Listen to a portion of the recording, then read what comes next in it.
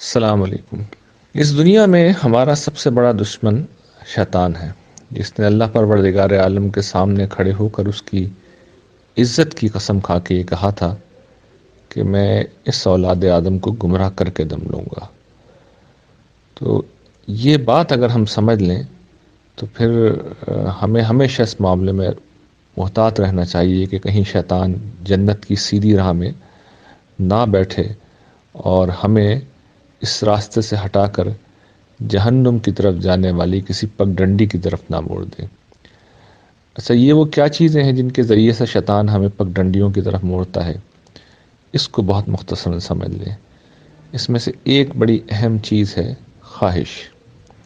خواہش وہ چیز ہے جو انسان پر حاوی ہو جائے تو پھر انسان نہیں رہتا، جانور بن جاتا ہے، وہ بندر بن جاتا ہے، وہ خنزیر بن جاتا ہے، اور وہ اپنے رب کی حدود کو پامال کرتا ہے اور اس کو خیال نہیں آتا کہ وہ کیا کر رہا ہے۔ یہ پہلی چیز ہے۔ دوسری چیز جو شیطان کا ایک بڑا مؤثر ہتھیار ہوتا ہے وہ ایگو ہے، یعنی انسان اپنے آپ کو بڑی چیز سمجھتا ہے اور اپنی اس بڑائی کا وہ دل سے قائل ہوتا ہے۔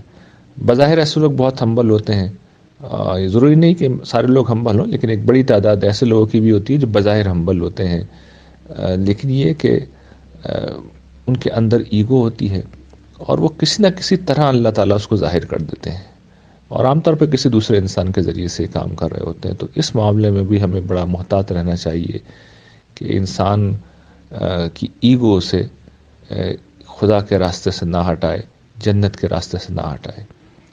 تیسرا جو شیطان کا طریقہ ہوتا ہے اور اس کا بڑا مؤثر ہتھیار ہے وہ مایوسی ہے۔ مایوسی اور نیگیٹیوٹی، یہ دونوں ایک ہی چیز ہے۔ نیگیٹو آدمی مایوس ہوتا ہے، مایوس آدمی نیگیٹو ہو جاتا ہے۔ تو شیطان انسان کو نیگیٹو کر دیتا ہے، ہر چیز میں اسے برائی نظر آتی ہے، عیب نظر آتا ہے، اور وہ مایوس ہو جاتا ہے، وہ خدا سے مایوس ہو جاتا ہے، وہ دنیا میں خیر سے مایوس ہو جاتا ہے، اور اس کے نتیجے میں انسان چھوٹا شیطان بن جاتا ہے۔